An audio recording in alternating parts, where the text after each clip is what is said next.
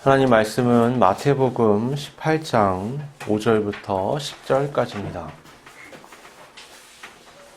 마태복음 18장 5절부터 10절까지입니다.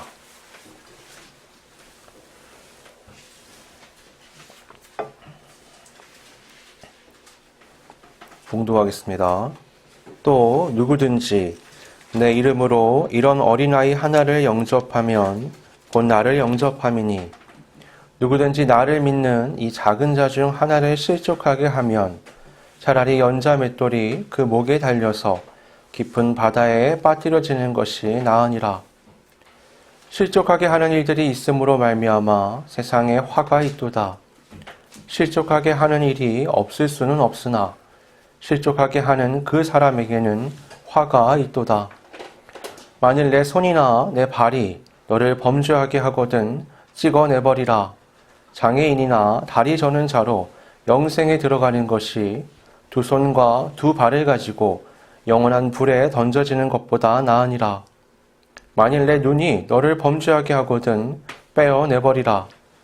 한 눈으로 영생에 들어가는 것이 두 눈을 가지고 지옥불에 던져지는 것보다 나으니라. 삼가 이 작은 자 중에 하나도 업신여기지 말라. 너희에게 말하노니 그들의 천사들이 하늘에서 하늘에 계신 내 아버지의 얼굴을 항상 배움느니라. 아멘. 네, 지난주 나눈 말씀에서 하나님 나라는 이 세상에서 보면 완전히 모든 게 뒤집힌 거울의 세상과 같다라고 말씀을 드렸었습니다. 그러니까 좌우만 뒤집힌 게 아니라 위아래, 앞뒤 이 모든 게 다 뒤집힌 세계거든요. 그래서 하나님 나라에 비춰진 내가 올라가는 모습이 보고 싶다. 그럼 여기서 내려가야 됩니다. 반대로 여기서 자꾸 올라가잖아요. 그러면 비춰지는 하나님 나라에서의 나는 자꾸 내려가게 됩니다. 예수님의 삶을 보면 우리가 이걸 실감할 수 있잖아요. 예수님은 원래 천국에서 하나님의 보좌 우편에 앉는 더 이상 올라갈 데가 없는 가장 높은 곳에 계신 분이잖아요. 근데 이분이 이 세상에 오실 때는 가장 낮은 곳, 말구유의 목수의 가정에 오셔서 나중에는 어떻죠? 최악의 형벌의 자리인 십자가에까지 자리하시게 됩니다. 그 십자가라는 건 그 당시 이 세상에서 더 이상 내려갈 데가 없는 최악의 가장 낮은 자리가 바로 십자가입니다. 그런데 그 자리에 죽으신 예수님의 무덤에 놀라운 일이 생겨나죠. 거기에 하늘에 하나님의 나라의 에너지가 임하는 겁니다. 먼 훗날 새 창조의 역사가 되면, 말세가 되면 마지막 날에 하나님의 나라와 이 세계가 하나가 되죠. 더 정확하게는 이 세계가 하나님의 나라로 변하게 됩니다. 그러면 죄와 사망의 권세는 완전히 패하게 되고 하나님의 권세가 온 우주에 가득하게 되죠. 그런데 그것이 시간이 앞당겨져서 아직 한참 남았는데 예수님의 무덤에서부터 그 일이 시작되어 버린 겁니다. 예수님은 죄와 사망의 권세를 깨트리고 부활하셨죠. 지금까지도 이 세상 가운데 그건 불가능한 거였어요. 이 세상의 규칙과 룰로는 그걸 할 수 없는 겁니다. 하나님 나라에서의 그 에너지로 예수님께서 그 일을 이루신 거죠. 그건 그분이 하나님의 권세를 가진, 그러니까 하나님의 나라에서만 가장 높은 분이 아니라 이 세계에서도 가장 높은 분이시다라는 것을 증명하는, 그분이 왕이심을 나타내는 결정적인 사건이 됩니다. 그렇게 부활하신 주님은 승천하셔서 다시 하나님의 나라로 가시죠. 그리고 본래의 자리인 하나님 보좌 우편에 앉게 되십니다. 이 과거와 차이가 있다면 하나님의 보좌 우편의 그 자리를 이 세계에서의 몸으로 가셨다는 게 다른 점이죠. 이건 정말 신비로운 사건이죠.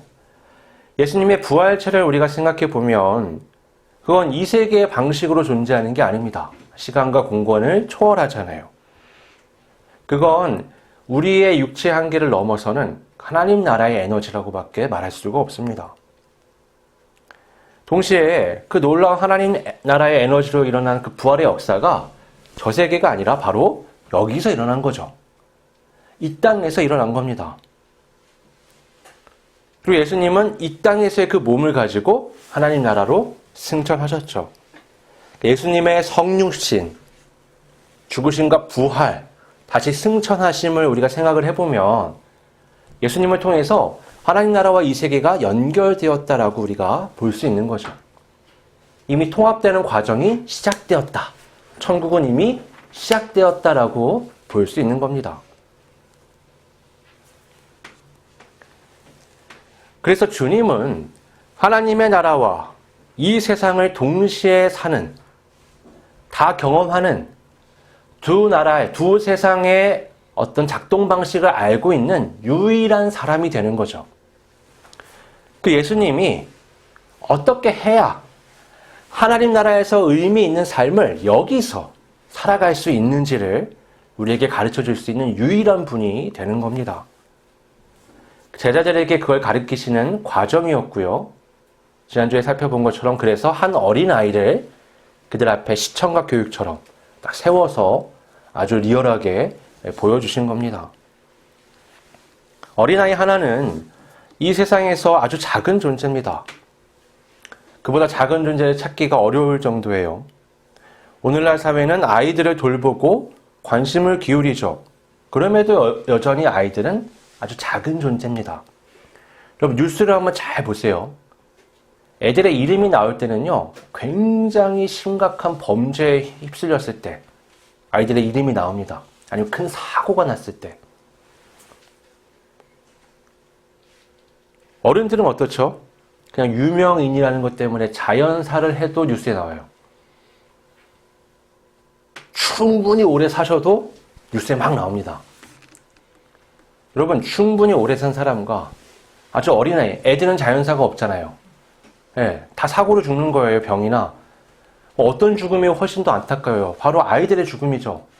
짧으면 짧을수록, 어리면 어릴수록 아이들의 죽음은 더 슬픕니다. 그런데도 아이들의 이름은 나오지 않죠.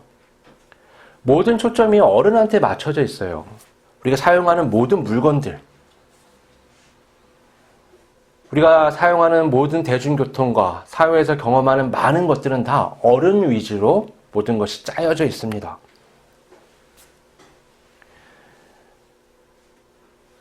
한국 사회가 힘든 건요, 아이들만이 아니에요. 소수자들이 힘든데 장애인들도 살아가기가 굉장히 어려운 게 한국 사회입니다. 그러니까 선진국이다, 돈만 많다고 선진국이 되는 게 아니라요, 그 사회 구성원들을 어떻게 대하고 어떻게 삶을 그들이 살아갈 수 있도록 돕고 모두가 조화롭게 살아가느냐, 이것이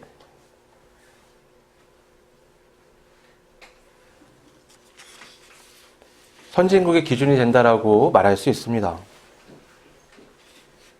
국가의 격이라는 건 국민의 의식 수준으로 판가름이 납니다. 장애인들이요, 이 사회 가운데서 전혀 차별을 못 느끼고 모든 생활에 있어서 불가능하지 않다라고 느낀다면, 나는 뭐든지 할 수 있고 나는 이 세상에 살아가는 게 전혀 어렵지 않다라고 느낀다면 그건 선진국이다라고 말해도 이상하지 않죠. 아무리 경제력이 있고요, 첨단 기술이 있고 시스템을 갖춰놔도요, 사회 구성원 중에 누군가 자꾸 소외되고 그런 일이 일어난다면 그건 선진국이라고 말하기가 어렵습니다. 우리는 주님의 말씀을 통해서 바라야 할 이상이 무엇인지 확인할 수 있습니다. 우리가 만약 성경의 원리를 따라서 천국을 이 땅에 실현하는 삶을 살 수 있다면 사회는 점점 나아질 수 있겠죠. 그러면 자연스럽게 세계를 선도하는 국가가 될 수 있는 겁니다. 복음이 들어간 국가들이 선진국으로 세계를 이끌어가고 있는 건 결코 우연이 아닙니다. 성경의 원리가 바로 우리가 이 땅 가운데 이루어야 할 하나님 나라의 이상향이라고 말할 수 있죠. 예수님은 제자들에게 어린아이 하나를 세우시고 그들이 갖고 있는 고정관념을 깨뜨리십니다.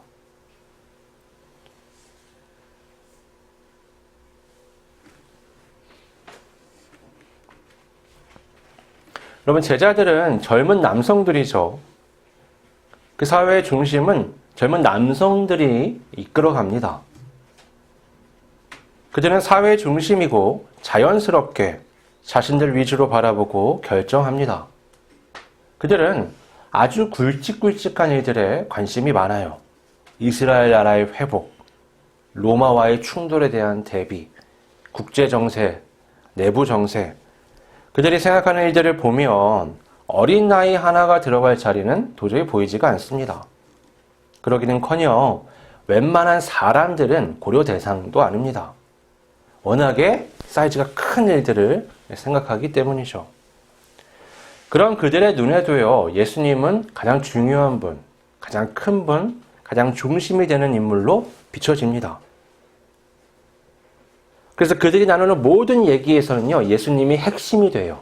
그런데 그 예수님이 이렇게 말씀하시는 겁니다. 누구든지 내 이름으로 이런 어린아이 하나를 영접하면 곧 나를 영접하매니 누구든지 나를 믿는 이 작은 자 중 하나를 실족하게 하면 차라리 연자 맷돌이 그 목에 달려서 깊은 바다에 빠뜨려지는 것이 나으니라.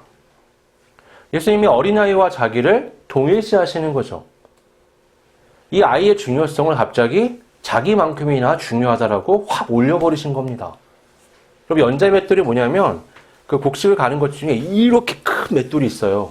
그 목에 걸고 가장 바다 깊은 곳에 빠뜨려 죽는 게 이 아이를 함부로 대하는 일에 대한 책임이다라고 말하는 거예요. 이 형벌은요, 거의 왕에게 함부로 했을 때나 처할 수 있는 형벌인데 예수님이 그걸 어린아이한테 갖다 붙이면서 아이의 중요성을 확 높이신 겁니다.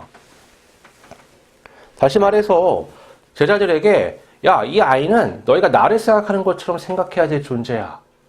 나나 이 아이나 너희가 바라볼 때 차이가 있으면 안 되라고 말씀을 하시는 거예요. 이거는 굉장히 충격적이죠. 제자들에게는 우열이 있고요. 경중이 있고요. 그 안에서 아이들은 낄 틈이 없어요. 생각조차 안 하는 대상의 아이인데 갑자기 아이가 가운데 서게 되는 거죠. 그러니까 이게 자신들이 생각하고 있는 사고관이 뒤죽박죽 돼버리는 혼란함을 겪게 되는 겁니다.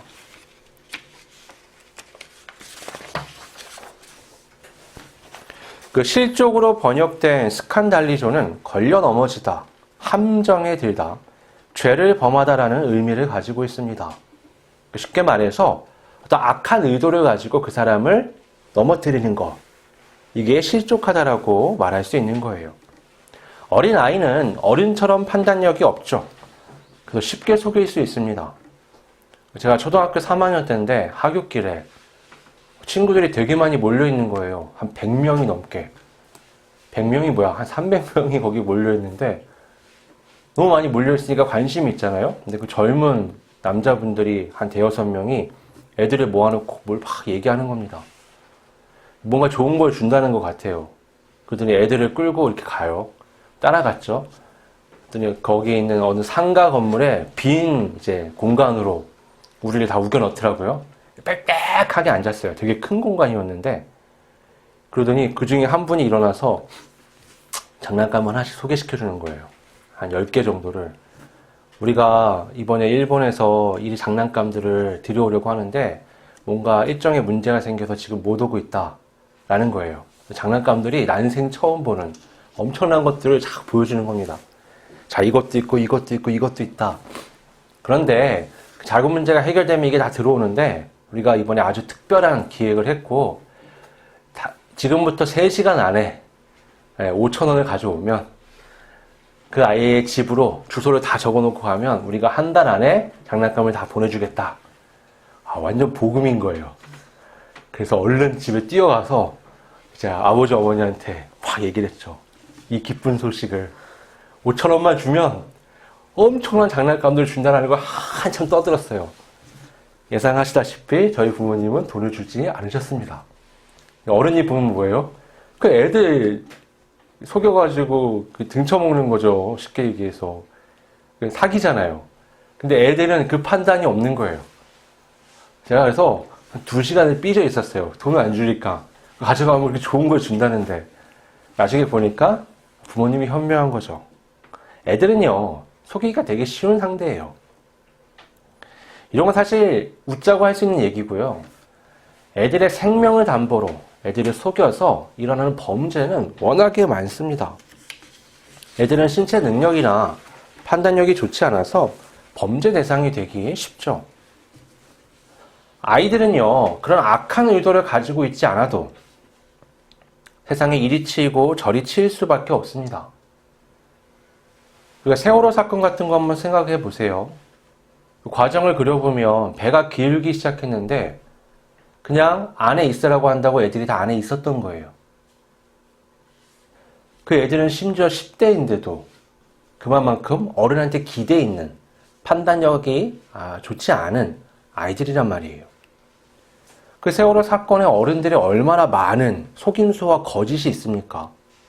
그 사람 더 실으려고요. 이게 증축한 거잖아요. 이게 괴주한 거잖아요. 그리고 어떻게 해요? 짐 더 실으려고 평형수라고 배가 기울지 않게끔 해주는 그 안에 물을 채워야 되는데 그걸 빼버린 겁니다. 상당수.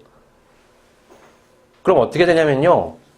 물은 배를 위로 밀어내려는 힘이 있잖아요. 마찰력이 있는데 그걸 위에서 누르는 효과가 되는 거예요. 그러면 조금만 삐끗하면요. 배는 뒤집어져 버리는 겁니다. 이익에 급급해서요. 불법과 편법적인 행위들을 거기다 막 집어넣은 거예요. 여러분 그 불법 개조한 사람이 죽었나요? 아니죠. 그 배 운전한 사람도 안 죽었어요. 그 배에다 짐 실은 사람들도 안 죽었습니다. 아무 죄 없는 애들만 죽게 된 거죠. 세상이 그런 거예요. 그 사람들도 애들을 죽이려고 그런 의도로 그런 걸 한 건 아닙니다. 하지만 악이 쌓이면 엉뚱한 대로 터지는데 가장 힘이 없고 약한 사람들이 가장 큰 피해를 보게 되죠. 예수님도요, 그게 꼭 실족하게 되는 게 악한 의도만 있어서 그런 게 아니라는 걸 알고 계셨어요. 그래서 오늘 본문에 이렇게 말씀하시죠.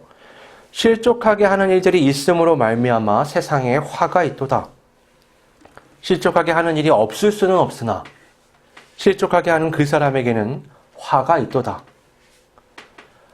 사람이요, 걸려 넘어지게 되는 그 일들이 없을 수 없는 거예요. 일어날 수밖에 없어요. 여기는 악한 인간들이 살아가는 세상이잖아요. 예수님 그걸 아세요. 야, 그거 없을 수가 없어. 일어날 수밖에 없어. 하지만 그걸 일으킨 사람에겐 반드시 내가 책임을 묻겠다라고 말씀하시는 겁니다. 주님은 반드시 그들에게 화가 있을 것, 곧 하나님의 나라가 그들에겐 주어지지 않을 것이다 라고 말씀하세요. 그들은요, 자신의 나라를 위해서 불법과 편법을 하고 사람에게 해를 끼치는 사람들입니다. 하나님의 나라는 하나님의 말씀이 기준이 되고 하나님의 가치관이 중심이 되는 그런 세계죠. 그러니까 서슴없이 자신을 위해서 악을 저지르는 사람은 하나님 나라에 속했다라고 말할 수 없죠. 그 사람들은요, 하나님 나라를 원하지도 않습니다. 하나님을 위한 세상, 하나님이 중심이 되는 세상, 내가 중심이 되고 나를 위하지 않은 세상이기 때문에 그건 바라지도 않아요. 예수님은 제자들에게 이렇게 말씀하십니다. 만일 내 손이나 내 발이 너를 범죄하게 하거든 찍어내버리라. 장애인이나 다리 저는 자로 영생에 들어가는 것이 두 손과 두 발을 가지고 영원한 불에 던져지는 것보다 나으니라. 만일 내 눈이 너를 범죄하게 하거든 빼어내버리라. 한 눈으로 영생에 들어가는 것이 두 눈을 가지고 지옥불에 던져지는 것보다 나으니라. 여러분, 이 시대에 장애인들은 성전 출입이 제한됐습니다. 장애가 있다는 건 곧 하나님의 거룩한 영역인 성전에 들어갈 수 없다는 게 돼요. 그런데 예수님은 이걸 비트세요. 어떻게 해요?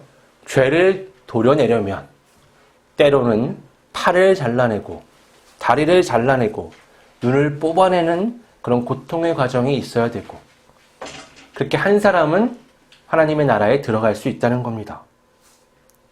죄가 덕지덕지 붙은 상태로 지옥에 들어가는 것보다 사지를 도려내더라도 하나님 나라에 들어가는 게 낫지 않냐라는 말씀을 하시는 거예요. 중요한 건 이것이 작은 자들의 실족에 대한 말씀과 연결된다는 겁니다.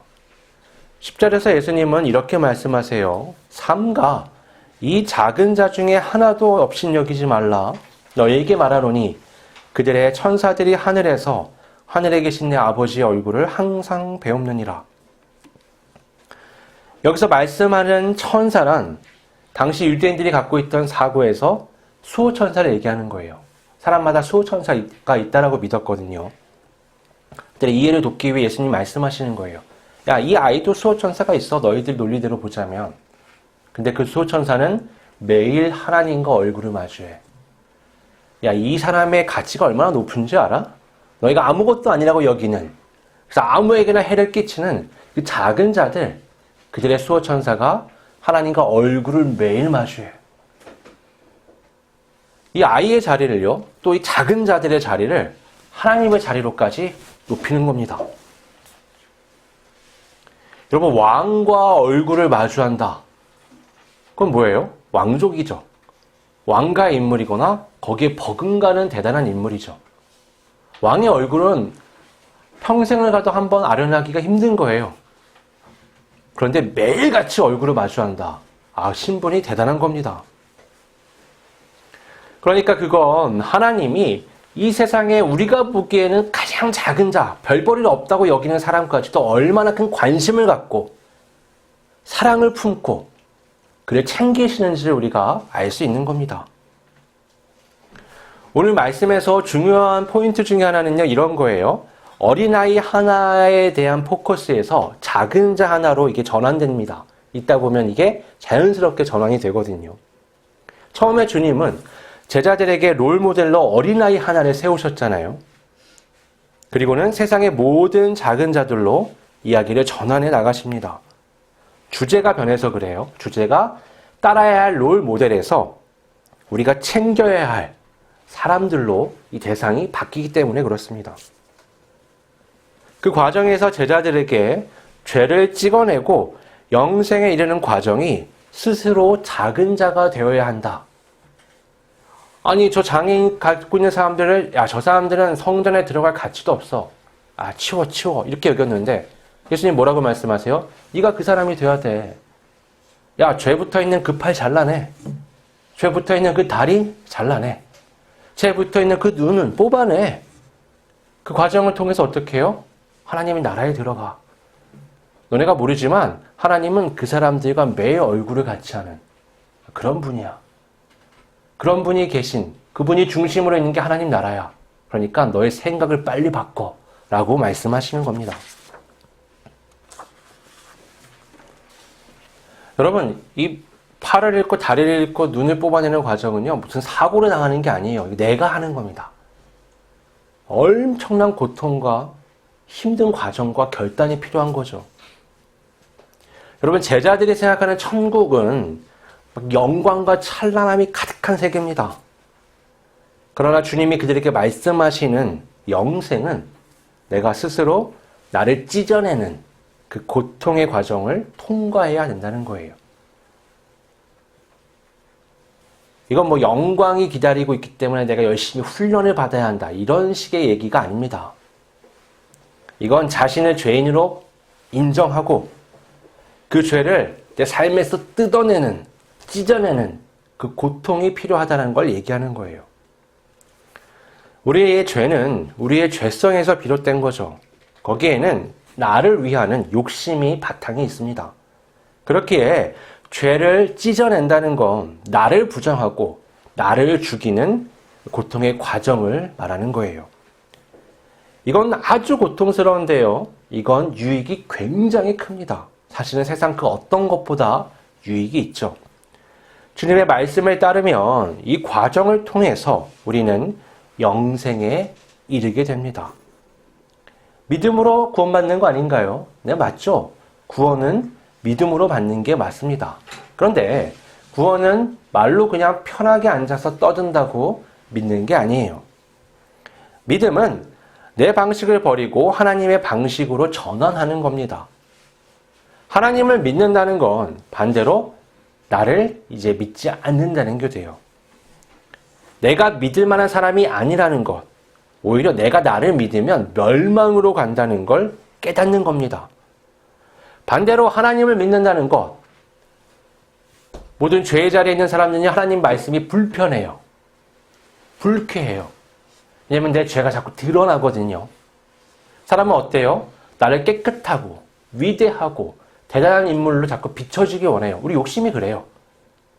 인간관계에서 그래서 어떻게 해요? 잘못한 건 숨기죠. 못난 건 가립니다. 그리고 잘난 건 더 과대 포장해서 나타내죠. 그런데 그거 하지 말라는 거예요. 그거 잘못했다는 거 알라는 겁니다. 하나님의 말씀에 비춰서 내 걸 이제 버리고 하나님의 말씀을 따라서 삶을 살라는 거죠. 비록 그것이 십자가에 자신을 못 박아 죽이는 과정을 통과한다 할지라도 그 과정의 끝에 영생이 있기 때문에 그 길을 가야 된다는 겁니다. 그렇지 않고는 믿음으로 사는 건 불가능해요. 믿음은 나에 대한 불신앙을 전제로 하기 때문에 그렇습니다. 제자들이 예수님께 처음 했던 질문은 천국에서 누가 크냐는 거였죠. 다시 말해서 천국에서는요, 높은 사람의 기준이 뭡니까? 라는 거였습니다. 예수님이 지금 오늘 본문까지 지난주부터 연결해서 하신 말씀을 보면 예수님은 천국에는 그런 높고 낮음이라는 게 없다라고 말씀하시는 것 같아요. 예수님은 어린아이와 같이 되지 않으면 천국에 갈 수 없다라고 말씀하셨죠. 이건 최소 기준이에요. 최저 기준. 천국의 문턱이 들어가는. 그런데 또 뭐라고 말씀하시죠? 이 아이와 같은 작은 자 하나도 실족시키지 말라. 왜냐? 그의 천사가 매일 하나님과 얼굴을 마주하여 본다. 다시 말해 이 아이는 어때요? 천국의 가장 높은 자리에 있을 수 있는 그런 존재가 되는 겁니다. 이건 뭐예요? 가장 높은 기준이죠. 하나님과 마주보는 것만큼 높은 기준은 없으니까요. 그러니까 이 어린아이 하나, 작은 자 하나라는 개념이 천국에 들어가는 최저 기준이 됨과 동시에 천국에서 하나님과 나란히 보는 가장 높은 기준도 되는 거예요. 그러니까 천국은 높고 낮음이라는 우리의 그런 사고방식으로는 볼 수 없는 세계인 거예요.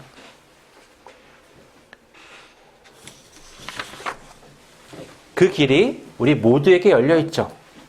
예수님은 그 길을 우리에게 가야 된다라고 말씀하십니다. 그러기 위해서는 어떻게 해요? 여기서 가장 낮은 자리로 가야 된다는 거예요. 네가 갖고 있는 생각, 네가 갖고 있는 사상, 네가 갖고 있는 모든 중요하고 높다고 여기는 모든 걸 버리라는 거죠. 사도 바울이 괜히 나는 예수만 알기로 했다. 나는 내가 알고 있는 모든 걸 배설물처럼 여기기로 했다라고 말씀한 게 아니죠. 그건 진지한 겁니다. 그가 천국을 바라보니까 이런 것들로는 도저히 들어갈 수도 없고 필요도 없는 것들이에요. 오직 예수 그리스도 앞에서 자기를 완전히 버리는 것, 늘 나를 쳐서 복종시켜 십자가의 길을 걷게 만드는 것, 그것만이 이 천국에 들어가는 데 있어서 의미 있다는 걸 깨달은 겁니다. 여러분, 우리는 예수님의 뒤를 따라 십자가의 길을 걸어야 합니다. 내 죄를 마주해야 돼요. 인정해야 합니다. 그리고 극복해야 합니다. 팔을 자르고 다리를 자르고 눈을 뽑아내는 고통의 과정이 있지만 그 끝에는 영생이 있습니다. 하나님과 얼굴을 마주하는 기쁨이 있습니다. 영생을 위해 십자가의 과정을 통과하는 믿음의 삶을 사는 우리 모두가 되기를 바랍니다. 기도하겠습니다. 아버지 하나님, 천국에서 가장 큰 자는 이 땅에서 가장 작은 자라는 것을 예수님의 말씀을 통해서 확인하였습니다. 이 세상의 기준으로 보면 소외되고 고려조차 되지 않는 아주 작은 존재들이 그 세계에서는 하나님의 보좌에 하나님의 얼굴을 마주하며 하나님과 나란히 있다는 것을 예수님의 말씀을 통해서 확인하였습니다. 우리가 갖고 있는 모든 가치관, 이 세상의 높고 낮음에 길들여져 있는 그 추구하는 모든 욕심의 바탕을 둔 생각들을 뒤로하고 우리 주 예수 그리스도의 뒤를 따라 하늘나라에서 하나님의 나라에서 가치 있는 삶을 위해 이제 가장 작은 자, 낮은 자, 십자가의 길을 걸어가려고 합니다. 그 과정이 비록 고통스럽고 팔다리를 잘라내고 눈을 뽑아낸 것 같은 어려움이 있지만 우리가 믿음으로 나를 의지하고 나를 믿는 것이 아니라 하나님을 믿고 의지하며 그 길을 걸어갈 때에 우리 주 예수 그리스도를 통하여 십자가의 죽음 끝에 부활과 승천과 영생이 있었던 것처럼 우리의 삶에도 그 영생이 있음을 확신하며 믿음으로 온전히 걸어갈 수 있도록 성령님 이끌어 주시옵소서. 거룩하신 예수님의 이름으로 기도드립니다. 아멘.